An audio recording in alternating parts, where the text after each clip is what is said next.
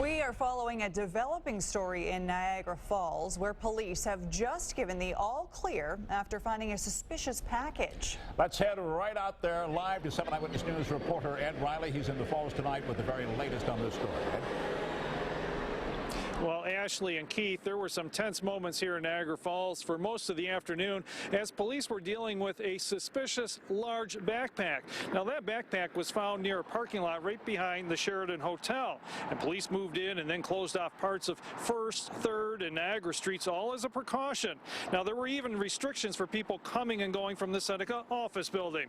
A lot of tourists are here on vacation, and I talked with some of them who said they were not aware of what happened in New York City and New Jersey this past weekend.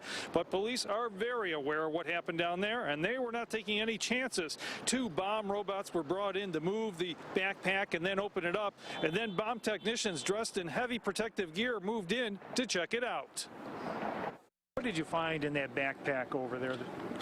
Found personal artifacts, some personal electronic equipment, a cell phone, things like that. That's really all I can really say at this point, because we will investigate that evidence, see why it was left there. Maybe it's not evidence, maybe it's just property, but we will follow through with it. But at this point, it was personal artifacts. What tipped you off that made you so suspicious?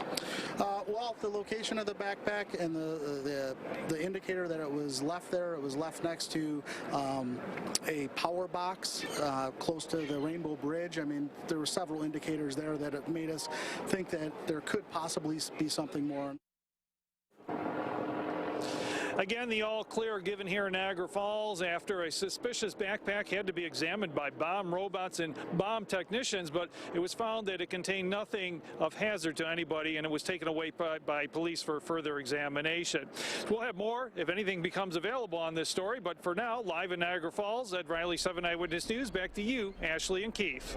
All right, thank you, Ed. Now, this scare comes on the same day when authorities captured the prime suspect in those weekend bombings in New York and New Jersey. The NYPD and the FBI releasing a photo of Ahmad Rahami this morning. Just a matter of hours after the explosion, he was in custody after a shootout with police in New Jersey. Now that we have this suspect in custody, the investigation can focus on other aspects, such as whether this individual acted alone and what his motivations may have been. This 28-year-old suspect is believed to be seen on surveillance video cameras near the Chelsea bombing site on Saturday night in New York. That blast injured 29 people. Now, high-profile cities all over the country, including Niagara Falls, are ramping up security. Once again, let's go back to our Eyewitness News reporter, Ed Riley. Scary. Yeah, this is scary stuff, man.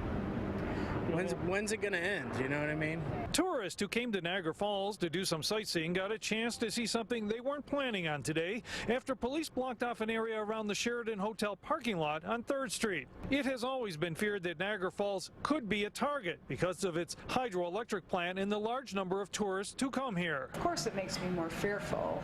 I don't think it'd stop me from visiting my parents or going to see people I really want to see, but it might keep me from traveling somewhere for fun. Also today, as a precaution, the NFTA stepped up security at both airports, the bus station, and rapid transit stations. You'll see increased police visibility. While some are not worried. Well, it doesn't make me feel great, but I'm not. It's a big country, and I'm not going to be all nervous and because I'm flying to Florida. I'm just going to do what I have to do.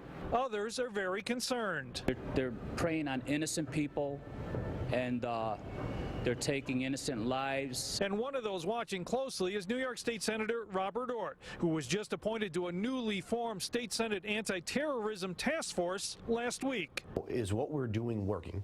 Ortt says he's taking the most recent attacks very personal because he joined the New York Army National Guard and served in Afghanistan after the World Trade Center attacks 15 years ago.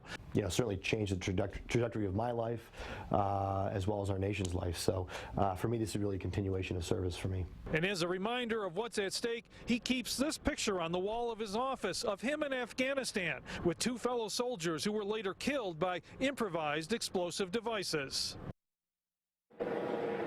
Now, the purpose of the task force is to collect information, especially from police, about what laws are working and which ones are not. And as State Senator Robert Orr pointed out, terrorists can often change their operations very quickly, but laws can take months or even years to change, and the task force wants to find ways so that they can keep up to speed with the bad guys. Live in Niagara Falls, Ed Riley, 7 Eyewitness News. Thanks again, Ed. Now, our coverage on this story continues right now on our WKBW app, and there will be much more on the bombing attacks coming up in just a few minutes right here on ABC's World News.